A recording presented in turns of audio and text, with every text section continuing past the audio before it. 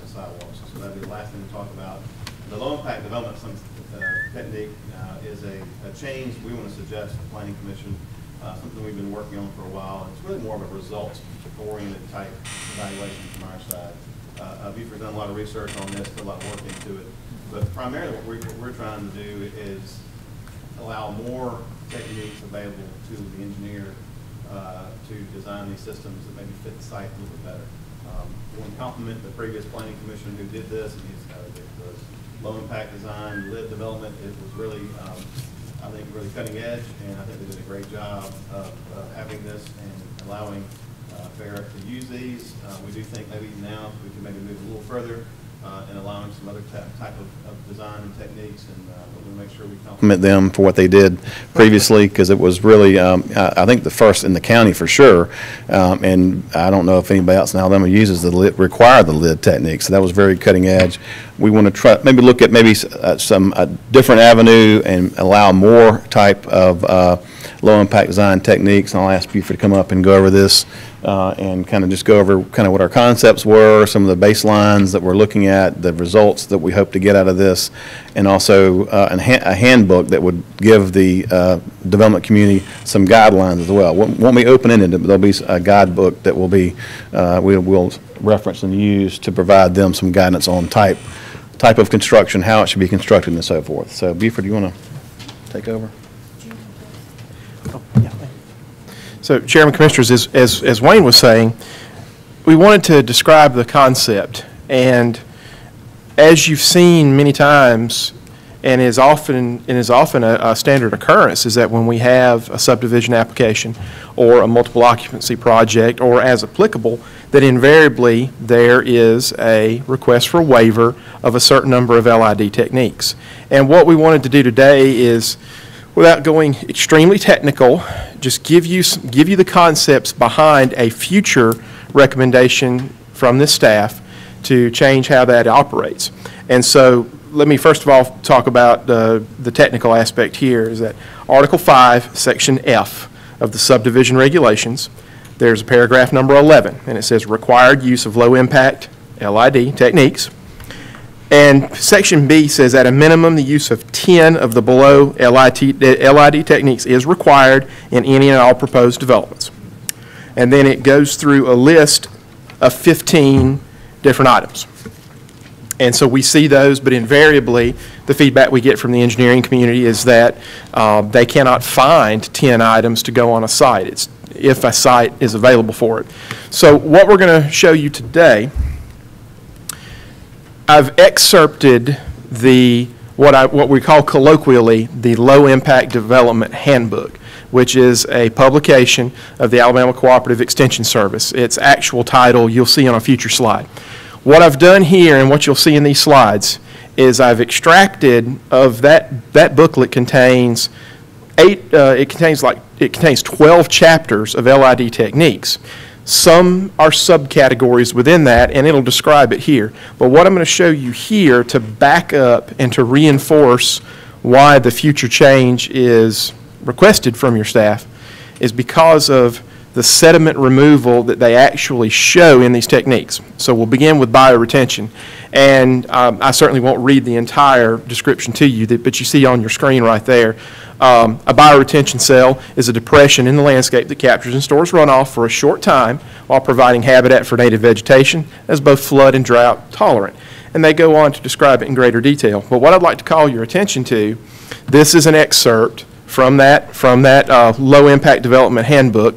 You see at the bottom there, the formal name is Planning for Stormwater Developing a Low Impact Solution, Alabama Cooperative Extension Service. So you notice this shows the entire pollutant removal table. First and foremost is sediment, and you notice A, B, and C, and you'll see that repeated through the slides I show here. And you notice that their document references their data sources. So A being the North Carolina Department of Environment and Natural Resources, B, the City of Auburn, and C, the Georgia manual from 2001. And you'll see they'll add some footnotes right there. Now, in addition to sediment, and this is not the focus of this meeting, but I'll point to you, nitrogen and phosphorus, which are basically a lot, and many times that occurs from fertilizer. So the uptake and evapotranspiration from some of these techniques aids in those types of removals, then metals and pathogens.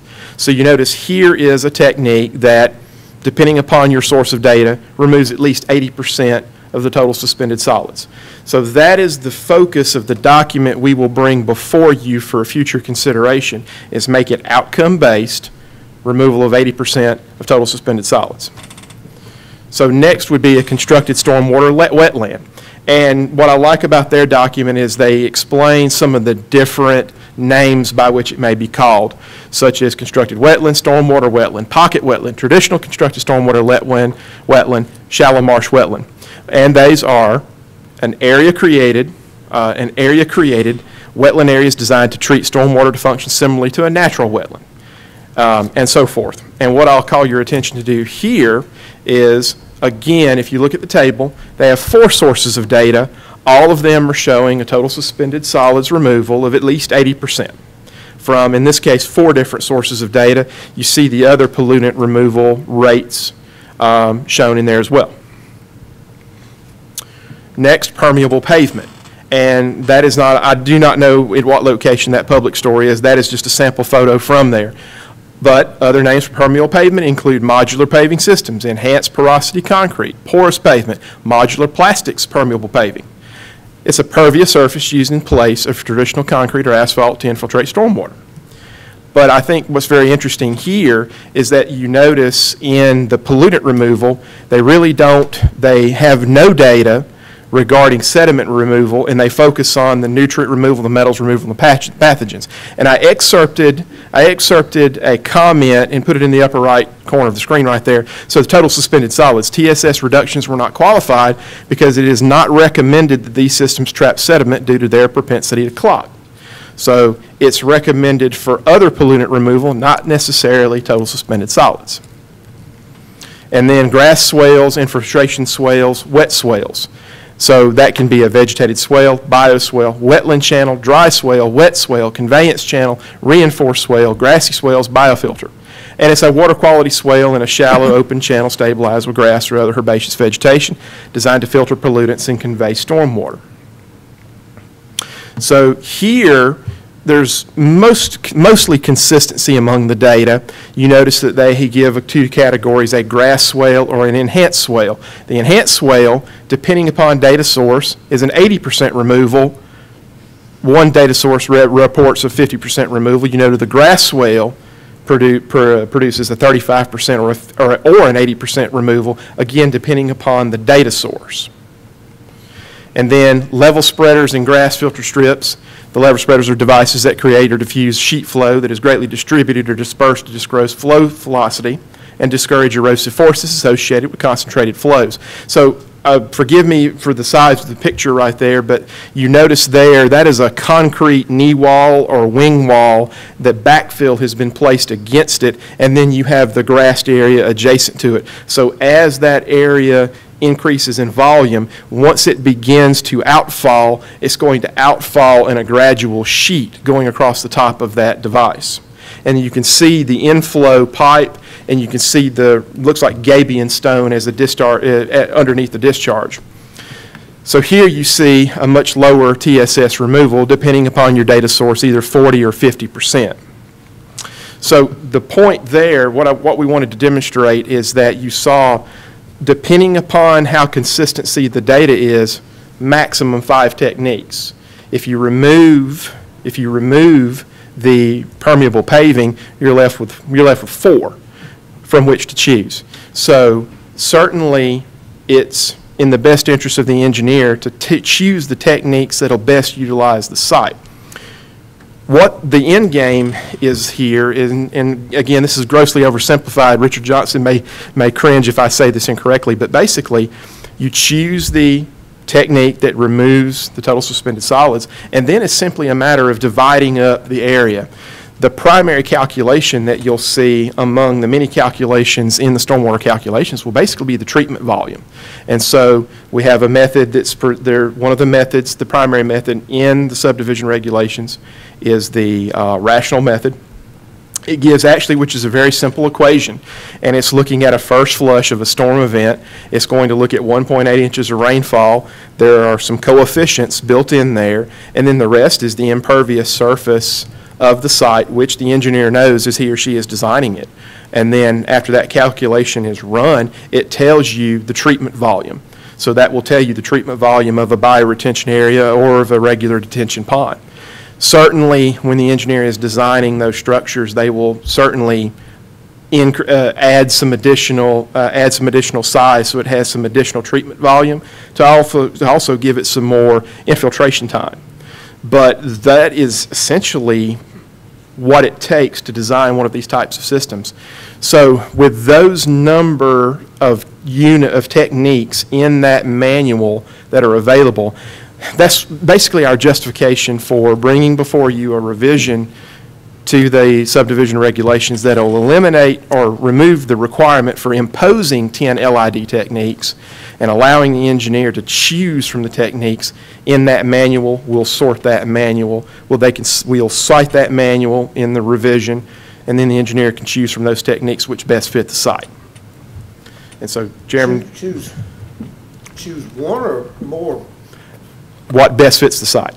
What best fits the site? So if that can be accomplished with one, it would be one. But and perhaps I didn't articulate it greatly enough. It would be in the best interest of the engineer to choose multiple types, because then the different types would then reduce the treatment volume of each type.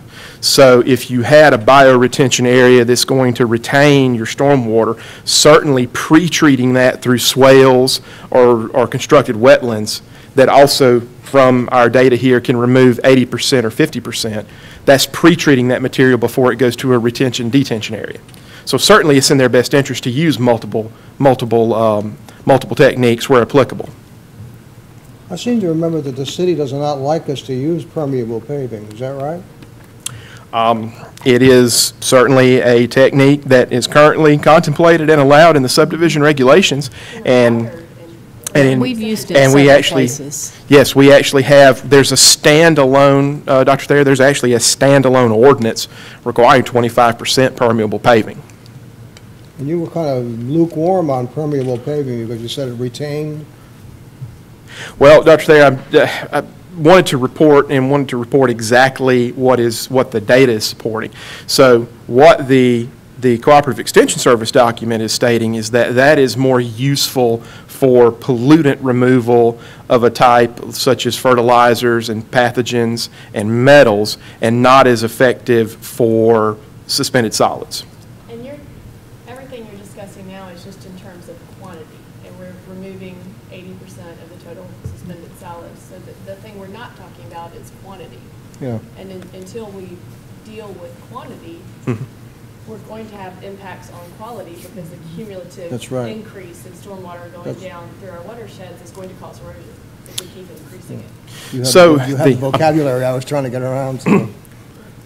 Well, the technique, obviously the individual technique in our document that we're using, and also in the chart that's in the existing form of the subdivision regulations, specifies the quality of treatment. Then the engineers have to calculate the quantity of treatment. So that's where we use the term treatment volume. So that's actually sizing that detention area, retention area, the swales, the vegetated channels, etc. With the one that captures the most focus being the retention-detention area. One of the big, excuse me, go ahead. Go ahead. Well, to clarify, you're talking about the quantity being treated. I'm talking about until our regulations address the quantity leaving the site, and we get to a point of managing the quantity leaving the site and managing the increase and keeping it at a sustainable level, we're going to continue to have problems. So it's more of a general. And let me clarify, the only thing we're talking about modifying is the use of LIDs for post-development stormwater quality treatment. The stormwater management requirement is not being touched. So let me rephrase what when you're proposing to develop a site, first of all, the engineer has to go through the exercise to determine what flows off that site for each of the design storm events, the 10, the 5, the 10, the 25, the 50, and 100-year event. And that becomes the allowable discharge rate post-development. So then they do their plans, they determine all of the impervious areas that they're adding, and then they take that same set of storm events and they calculate what runs off now post-development. They still have to retain, detain, and capture that differential volume, and they have to regulate it to not release any faster than pre-development. So that's not changing, okay? Yeah. What we're saying is that what we have done to ourselves is that we set a goal that when water comes through the system, before it leaves the site, 80% of the total suspended solids stay on that site before it flows. Right. Now, the problem is we got hung up that we said you have to use 10 methodologies to achieve that performance.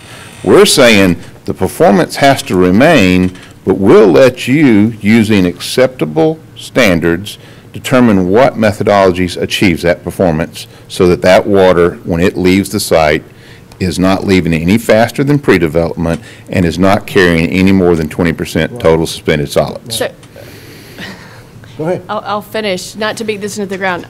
That's understood.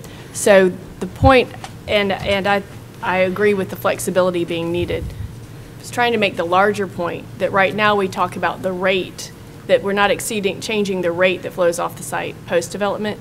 We are changing the quantity. Oh, absolutely. And other areas that are facing the kind of development pressures that we are have started limiting that quantity, where you have a maximum impervious area or you have your post-development runoff quantity, not just rate, cannot increase. So I was kind of looking forward saying that I do appreciate what's being done and the flexibility to manage the quality, but I think we're having a larger issue with quality because as the stormwater flows off the site, we're managing the quality at the site, and then it goes into a larger receiving channel. If we don't manage the quantity of water that is landing in those channels and in our streams and going into the bay, the streams erode. You know, as you proceed down the watershed and more water enters the system, you've caused erosion. And that is the exact problem that we are challenged with. Is the fact is that you're right. The peak flow is not exceeded, but the flow period of that near to peak flow pre-development is extended over a longer time. So there is a more volume over time that goes through those downstream channels. And here's the problem. If the peak pre-development caused that channel to erode, but it only occurred for a very short period of time, we've now taken that period of time of that peak flow and stretched out over a longer time, so we're exposing it to erosion, scour, for a longer period of time, and thus we see channel degradation. What is the ultimate goal? Having models of our watershed, having the proposed development put into the model, and we may find out we're better off getting the water out of there earlier because we have higher peaks coming upstream, and that way you start perfecting where you minimize the number of times that channel is exceeding the scour velocities for that particular channel. Agreed. Or we allow less water to enter the system. That's correct, but you get into, I mean, eventually you will hit a wall, meaning that you can only detain and keep so much before you run out of space. And again, that may be a goal that we want to pursue, because if you've got to have more space for detention, you have less space for development. But I'm not sure how that will go off over in the economic form of things. Well, Rebecca makes such a good point, because you know we try to separate the LID and the discharge. And then one thing that is so hard to understand is that if you allow that same discharge rate for a longer period of time, downstream the water gets higher. And you make a good point, and we discussed this some in one of the meetings after the BP oil spill out in Robertsdale. You know, I think of that subdivision we passed, not real recently, probably about a year and a half ago, out on Red Barn Road. You know, that's a prime example of a subdivision that we probably should have just had a pipe going straight to Fish River, because, you know, the bottom part of it was less than 100 yards from Fish River, and the water would get off of that thing and get out of the way. But when you have that water, that same rate coming longer and longer, then it starts meeting and backing up in the rivers more and more. And that's where the LID can affect it some, maybe not a lot, but the more water, when they put in the, you know, just the wetlands or the bioretention where the water actually stays and gets absorbed into the ground, then at least that's less water going. How much it adds up over time, I don't know. It probably makes a real big difference on your 1 year and your 5-year event. On your 100-year event, it probably doesn't really matter much. If you have a site where you have the ability to have a lot of percolation, and I have seen sites in our area on the Eastern Shore that had good sand layers. I've seen intensely developed sites that didn't discharge water until you had an exceedance event, 25, 50-year reoccurrence event, because they had such favorable conditions that they were recharging the aquifer. Anytime that we can do that, that is the ultimate LID. The other one that I'm a fan of, and I think that we may even look at this, is that I've always had a propensity that one of the best LID techniques is a permanent pool volume, meaning that you design your development with a lake feature or a pond feature of pretty significant size, but it's also an amenity. But it has a wonderful freeboard capacity, and it has a low flow orifice, because basically if you can keep water between 24 and 72 hours, you can dissipate through Hooke's law most of the suspended solid. But the other thing is that freeboard volume is so much capacity in there, and it's only discharging a small low flow orifice, that you're giving relief to the downstream properties, because you're holding that first flush on that site and you're metering it out over a very long period of time, and that's really effective, because it just takes the pressure off of those channels, because when you can meter it, and it becomes an amenity to the development too, to have that nice big lake that can fluctuate 3 feet during the storm event and meter that water out. Richard, it's probably about 3 years ago now, before you came over here. We had a project, it's being built now, it's right next to the post office. It's a big 3-story building, and it's got a flat roof, which I don't think is a good idea. But we had talked, Jennifer and I had talked about the fact that the drainage system in that particular area off of Fairhope Avenue was very old and inadequate, and there were some very serious problems in that area. And I asked the architect and the developer if they had thought about using a rain collection device, a water interruption device of some sort on the building, in order not to discharge, because off a flat roof, just charging out of one discharge point, you're going to have a fire hose. And I was hoping they would put something in there. And nobody seemed to know what that was, or how it could be possibly used, or whatever. Is there any possibility we might incorporate more of those? It's like rain barrels, what it basically is. Well, there was a developer I was involved in that they put a large cistern, basically a fancy septic tank that they put all their downspouts, and then they pumped out of it for all their irrigation, and it had enough capacity that for the 2 small rain events, no water left the site. All the downspouts went right into the cistern, and they reused that water.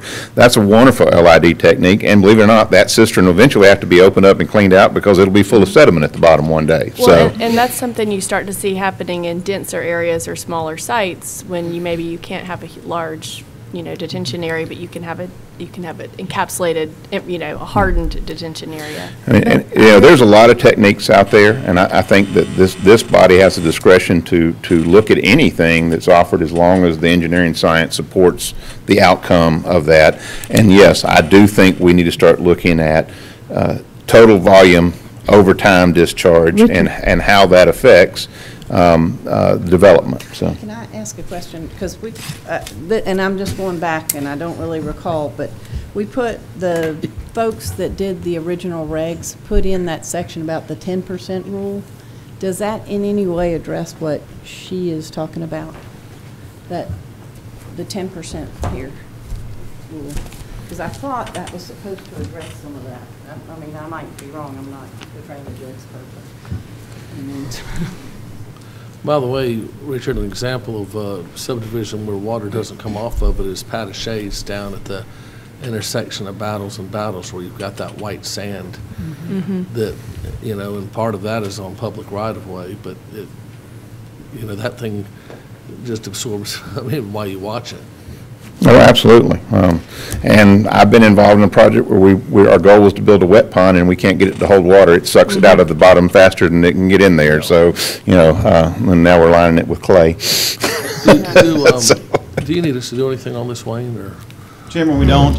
We don't need anything. It'll probably be coming back on your agenda for approval at some point. Looks We'll great. shoot for next month, but It depends on what our load is for the next month. But also, make you aware, also, we had a meeting in March, a public meeting. We invited the engineering community to come and the public, and we talked about LID and some other things and got their feedback as well. And we incorporated some of their comments into some of our concepts we presented tonight. And so we did get feedback from them. I think it was well received as far as, you know, making more options available. And so I think that went over very well. But yeah, it'll be coming back on the agenda. We'll draft something and have it ready for approval if the planning commission so wishes. I think it looks fantastic. Richard, one other thought, and it's going to sound like I'm going in the opposite direction, but it's not intended for that, because there is a consideration that we need to have and we need to understand as it relates to stormwater releases. And that is if we remove all of the sediment and capture all of the sediment out of that, and then we release, and we've got multiple discharges within a given system, there's a term for that water that's released, and we all know that the volume of material or sediment that a body of water will pick up and carry has to reach an equilibrium. It's called hungry water. The volume times the velocity is the volume of sediment that it's going to pick up. And if we're releasing that clean water, guess what? Fly Creek is a prime example of what happens when you discharge greater volumes that don't really carry sediment. When they built the 4-lane, they diverted all of that water off of there into Fly Creek, to the head of Fly Creek. Fly Creek, you can shoot a bow and arrow up Fly Creek now. Every bow and every twist and turn is now gone out of Fly Creek. The term for water that doesn't carry sediment is called hungry water. That's right. It's hungry for sediment. If it doesn't carry it with it when it comes, it's going to get it somewhere. And guess what's happening to our gullies here in Fairhope? That's one of the reasons that we're losing a lot of the quality of our wetlands, is because of the discharge and the temporary removal of that sediment, which then we're putting hungry water into a system, and it's going to get it. It's going to scour it off the bottom, or it's going to scour it off the slopes, off the stream banks. Is that a velocity issue? It is a velocity, it is a volume issue, it's a velocity issue, but it's also a sediment load carrying issue.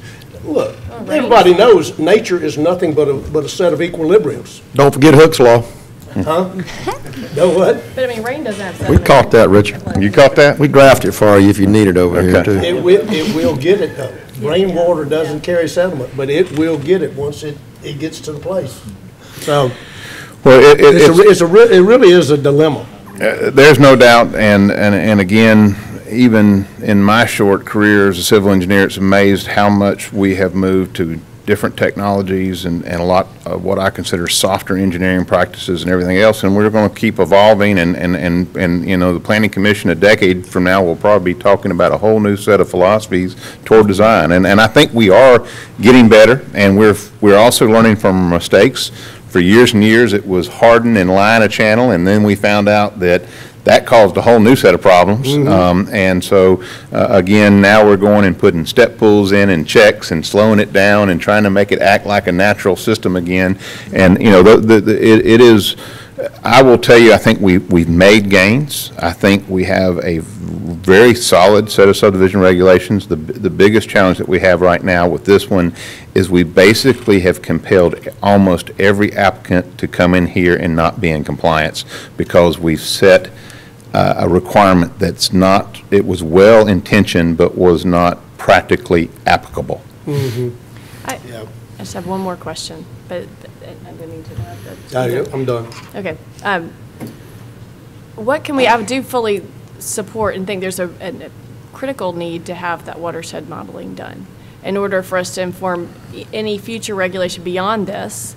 And when you mentioned economic development, I think that's actually pretty vital to our economic development, that we're ensuring the water quality of, you know, in the bay, and that's a pretty big quality of life issue. What can we do as a planning commission, or what can we do as voters or as city council people? What do we need to do to make that happen? Well, the good news is it is starting to happen. We actually had a meeting today. We have Tatumville funded to have the first watershed model done for that gully. system. And, you know, our ultimate objective is to keep coming back to looking for sources of funds, whether it be from the council or through grants, and do all eight of our watersheds modeled so that then we can take the data that we're getting from the design engineer of the post-development hydrograph, put it in that model, and see if there's unintended effects. Or we may go back to that and say, you need to go ahead and release yours at a higher rate because we want it out of the system early because we've got all this development upstream that's holding back, and we're trying to keep that peak flow at a point where we don't have that channel erosion. And one of the best things that I like about the modeling is that it gives you those velocities for those different design events, so you can predict where and you can go calibrate in the field, because if you see there's bank erosion and the model showing there's exceedance of velocities there, that is a calibration. That's telling you that the model is showing exactly what's happening in place.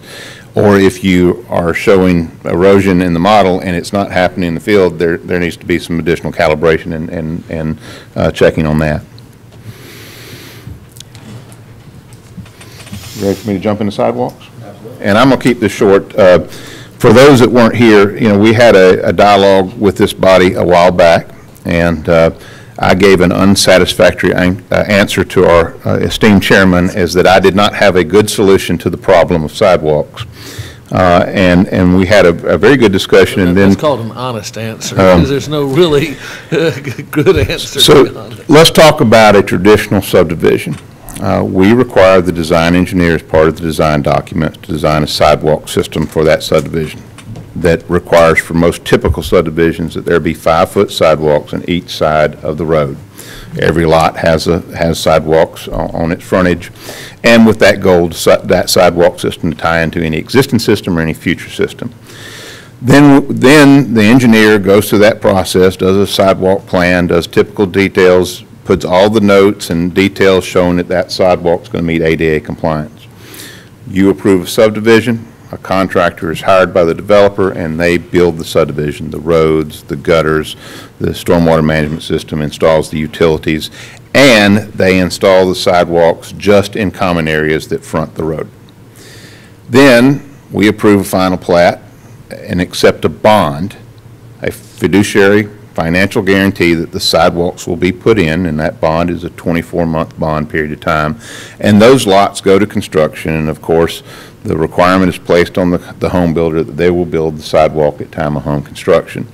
Now, right now, homes are getting built pretty fast, but we've all been here when there's 2 homes built here, and then 3 empty lots and 2 homes, and mom and the kids have to step out in the road and walk down and get back on the sidewalk.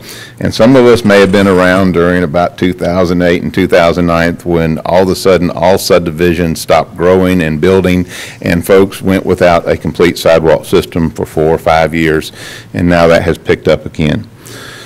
The other issue that we have is that the design engineer did his part, and we have a final walkthrough, and everything that we can see and touch at that time as your staff, we can certify, and that engineer can certify as built per the plans and per our regulations. But we don't get to look at those sidewalks in front of the home. That falls on the burden of the building inspector. The problem is that the design engineer never gets the opportunity to go back and verify that his design was followed either, because once the subdivision is finalized and those lots sell, he's really not part of that development anymore. And what we have found is we've ended up with a bunch of sidewalks built by the home builder that are out of compliance, meaning the cross slope is too much, or where the driveway is, there's not a bench for the crossing to be, and all kind of issues. So the question, and I will tell you, before we bonded sidewalks, Nancy did not have any gray hairs, okay? She deals with the bonding, because let me tell you what happens. After 2 years, maybe half the houses are built in that phase. So they come back with her and say, well, come out and verify we built this many, so we want to reduce the bond, and they submit a new bond, and this goes on ad nauseum. And one day, ultimately, all the homes are built and the sidewalks are complete. That's not a great system, because one, we never have any point in time when we know the complete sidewalk system is complete and meets ADA requirement, and the design engineer can sign off to that fact. The other thing is we're constantly going back to home builders and having to get corrective efforts made sometimes after the fact, plus we're managing a pretty hairy bonding requirement. So, Mr. Turner and some of you expressed the desire that you think it was best that the sidewalks be built at the time of final plat. And I wasn't sure I was a fan of that then, but I have spent a long time thinking about it. At our workshop we did in March, we kind of floated the idea, and most of the folks there were developers and engineers, and they didn't throw any rocks at me, and they didn't seem to get too upset about it. But if you are willing to consider it, I think it's time to go back and require sidewalks be in place in full at the time of final plat inspection, that we also add a requirement that the design engineer will add a certification of ADA compliance, meaning it's going to say, I have inspected these sidewalks that I have designed, and I certify that they meet the intent of the ADA requirements and per the design specifications. We have sat down with Eric, our building official, and said, are you comfortable that when, as part of your CO, that you're going to inspect the sidewalk out front of that house, and if there's any damage, whether the builder says he didn't do it or not, that you're not going to issue the CO until that sidewalk is repaired, because that has always been the concern. If the sidewalk is there and then the home construction begins, they back a concrete truck over it, they back a delivery truck over it, it gets cracked, who's going to fix it? Where at least when it's bonded, that if we go back to release the bond, we have a way to do that. Neither system is perfect, but I think that the one way we can ensure ADA compliance and ensure that those folks that move in that neighborhood have a complete sidewalk system is to have them installed at final plat. I'm looking for thoughts and guidance. Who's responsible for the sidewalk if it gets broken? Well, at this point in time is that we still require the 2-year materials and workmanship bond.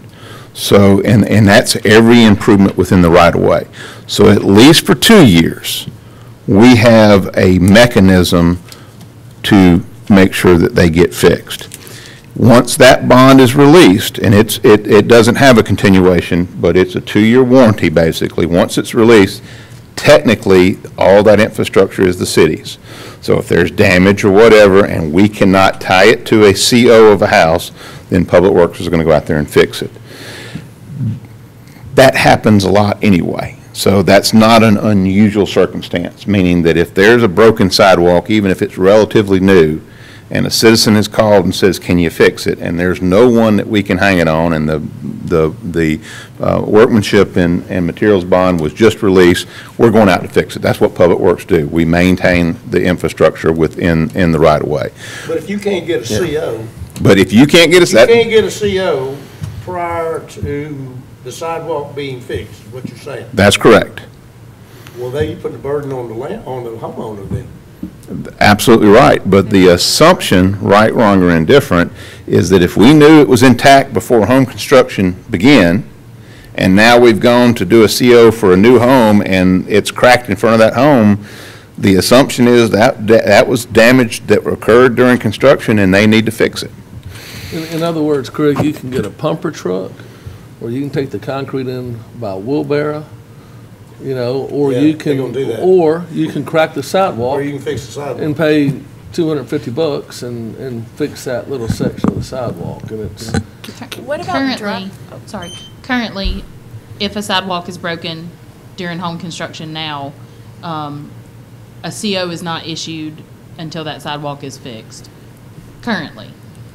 Now, that's even, the homeowner is still required, or the home builder is still required to put in that sidewalk before they'll get a CO right now. So when the inspectors go out for final building inspection to issue a CO, they're checking sidewalks now. And if it's broken, they're having to fix it now.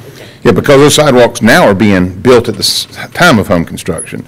But the biggest challenge is our inspectors have really upped their game and they're starting to take their levels out and check for cross slopes and all that. But again, it would, you know, we still don't know, and I wish I'd brought a picture. We went out and they didn't even bother to move the stop sign. They just formed the sidewalk and it's stuck right in the in the sidewalk itself. They just poured right around the stop sign. That's insanity. I mean, it's not much. Took a post hole digger and a little wiggling to move that stop sign, but they just poured it right around it. Mr. Johnson, I think it's important that this commission know that this was just changed a few years ago. I think I was sitting here when we voted to change it because the broken sidewalk was constantly an issue. Performance bond had expired, and, I mean, you got a lot, and I'm not saying that I know the solution, and if the homeowner's going to have to tell the builder, you're going to have to fix my sidewalk so I can get a CO because you broke it. But I'm telling you that our phones rang off the hook, and it's just not an easy solution because it's a catch-22. I mean, whatever way you do it. So let's really think about this. We have to think about this before we go back to where we were, because when we were in the other place, it was terrible. This is why we changed it to begin with. So you need to know the history. This was changed just a few years ago. Well, it was Jack, what also- are you saying was, what was the system?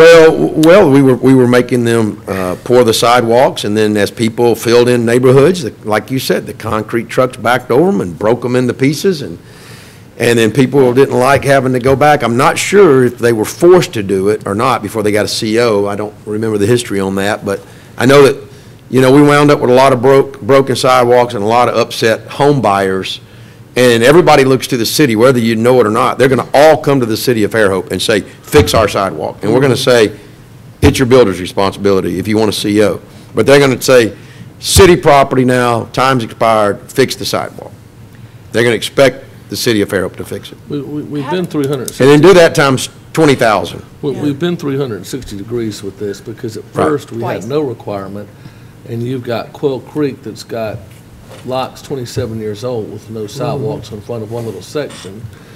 So then we changed it that they had to be built, you know, by the final inspection. That was never enforced, so we changed it so it had to be built within 2 years.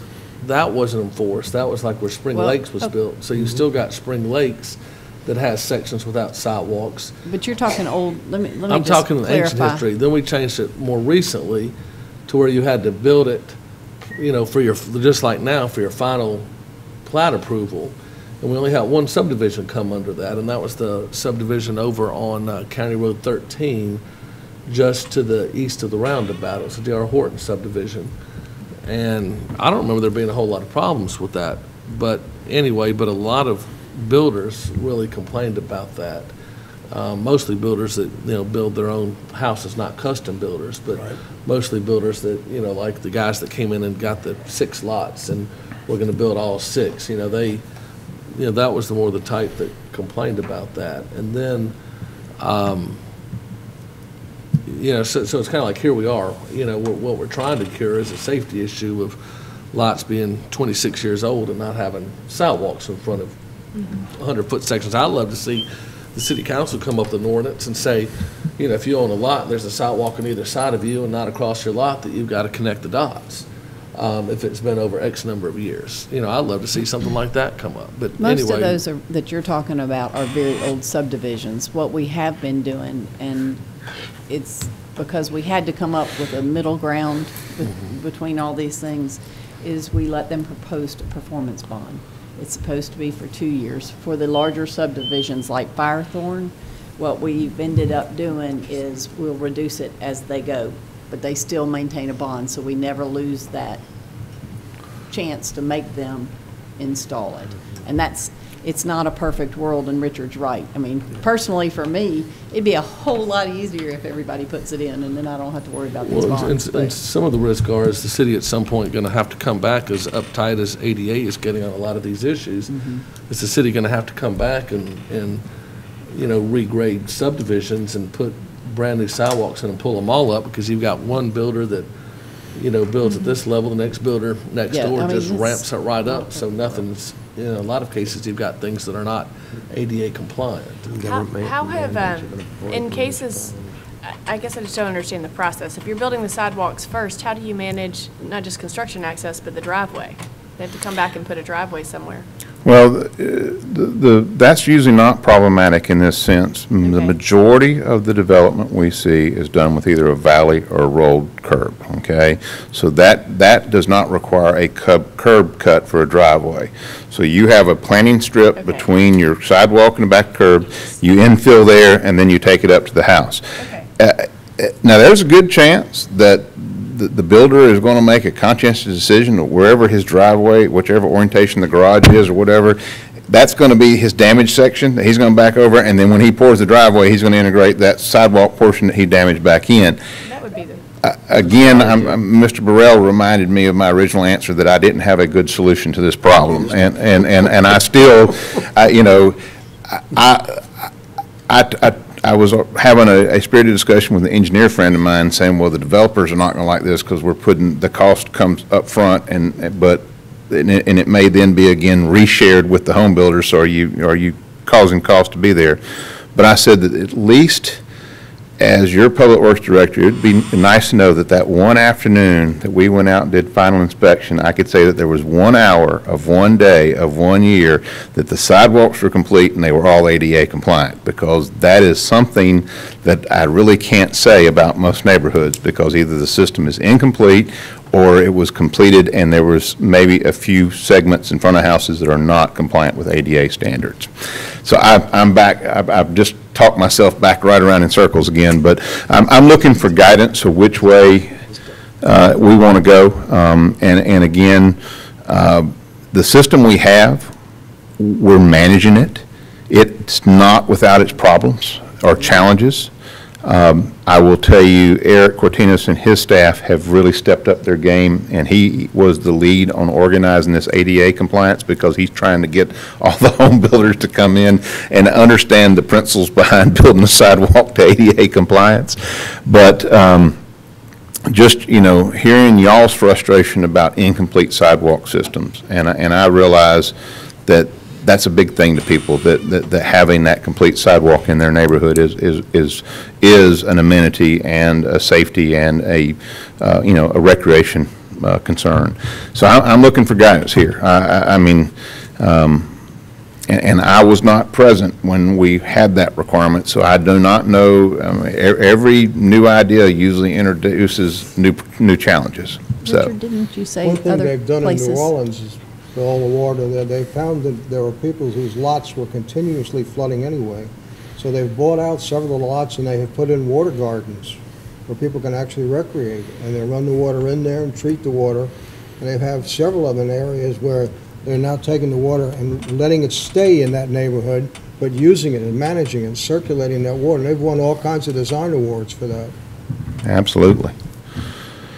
So looking for guidance. I think you hit the nail on the head when you talked about them taking the section out. Don't they have to put some gravel approaches anyway?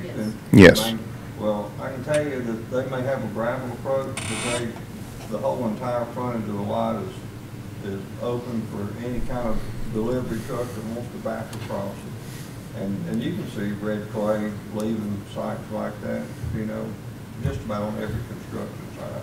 So I would think that the sidewalk being built with the silt fence requirement to be up against it in most cases, with the section out where the approaches would be, as you described, I think that would make it easier on everybody. But now they're still going to put the portalet on the sidewalk as well. Well, if it's built to ADA compliant, it has no more than 2% cross slope, so it really is close to level. Well, look, I do not want to produce change language unless you think that is something that we're ready to pursue at this time. I mean, we can maintain what we're doing, and Nancy will continue to get gray hairs, and we'll continue. And I think with the building department support, we're gonna address some of the constructability problems and catch those early. But you know, that was one of the items that came from this body as wanting us to look at, and we did kind of workshop it with some of the folks in the industry out there, and they weren't 100% opposed. So What did other places do? Didn't I thought y'all had checked on some others? it's pretty much a mixed bag out there, and a lot of them require it. and a lot of them allow it to be done under a performance bond and at time of home construction. Most of the people who, that one subdivision, the D.R. Horton subdivision, didn't complain too much. Most of the individuals that complained were minor subdivisions and some, smaller ones along the road frontage where the people didn't want to build the sidewalk when it didn't connect on either side until after the houses were built. But I'd love to see us give it a shot. Yeah, conceptually, it sounds a lot cleaner and easier. Maybe the to lesser of two quality. evils, basically. There's no perfect answer. The S-inlets on curves, are they typically part of the sidewalk? Because in the subdivision, we walk a lot. I walk the dogs every morning around the thing, so I get to see a lot of that. The trees are sometimes planted very close to the sidewalk, and the smaller ones that they plant first, you gotta walk around those anyway. You gotta get off sidewalk. Distances from the trees or the sidewalk would be good, but incorporating the storm drain into the sidewalk will settle, and there'll be a lip, an inch high, trying to wrap around the top of the S-inlet versus not having that part of the sidewalk.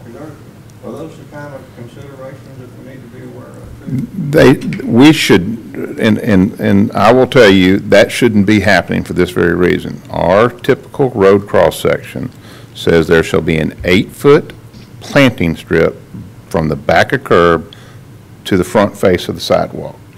So unless it's an S-inlet that's way over designed, it shouldn't be protruding back 8 foot. Sidewalks in Hawthorne Glen, what I'm talking about, the grass strip. About an 18-inch, yeah.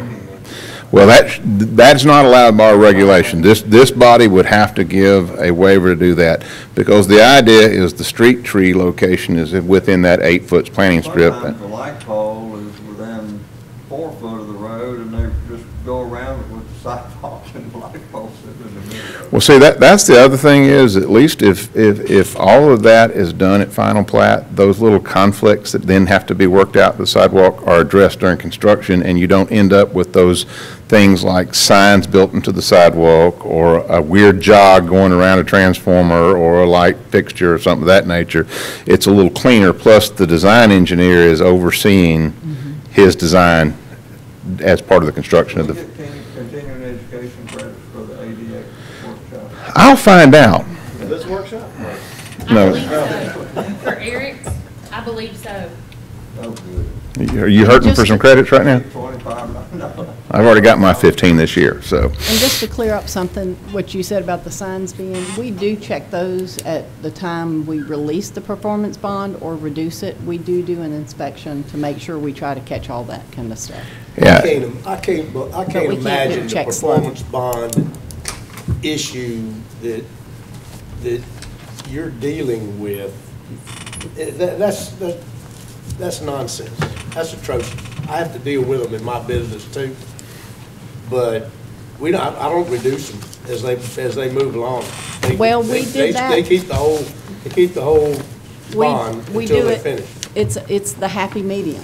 It's so those guys aren't out there forever with a continuous bond. We get to inspect as we go. It was the best thing we could come up with, and that's But not perfect. it is kind of a pain It's when a somebody pain. is got to get their bond updated, and we got to run out there and count lots and figure, okay, this one has sidewalk, this doesn't. So they were supposed to build 3,000 feet, and we measured that they've built 1,500 feet, so they need to bond 1,600 feet remaining, you A know. lot more of If your you're doing time. the sidewalks at the time of the beginning of development. That takes that out of end the play. story. Yeah. I mean, I don't know if there's a perfect solution here, but I know that was something this body wanted us to at least think about. And this is, Nancy and I have had conversations, Dwayne and I, I've talked to a lot of my colleagues that are private engineers for the private development, and, and again, I think they have mixed emotions. They're always concerned about their clients' cost, but they also are concerned about their design too, and, so it's a mixed bag there. Nothing has to happen today, but I just want to let you know that we didn't forget about that, and that is a consideration that we could. Again, the city council is the final approver of changes of our land use ordinance and our subdivision regulations, and no? Not for subregs. Really? Okay, well. Not the county anymore. Oh, wow. Well, Okay, well, I take that back then.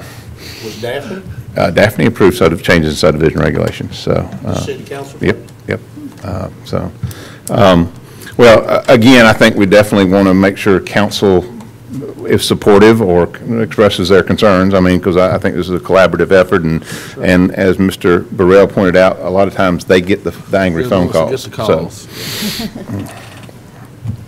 So that's all I had on sidewalks, and, you know, again, that may be something we pick up and have further discussion, but I think if you're okay, without getting too involved, is at least show you what that draft language would look like so that y'all can at least be thinking about it. Does that include the bonding issue also? We mentioned we were talking about bonding. Was that all sidewalks and bonding? That's the nice thing is if the sidewalks are built at final plat, there is no performance bond required at that time. Except for street trees. But they still warranty bond, or what we could call a workmanship and materials bond, for all the improvements within the right-of-way, which would capture the sidewalks, since those improvements would be there at that point in time. Thank you. But wait, one more thing, just to be clear. But they're tied down to the certificate of occupancy. Yes. Yeah, I don't think that needs to change. Mr. Chairman, next we'll spend about an hour on the compatibility analysis, if that's okay. That's all we have. Thank you. Thank you. All right, we don't have to have a motion since this is not a Move meeting. adjourned. We just go.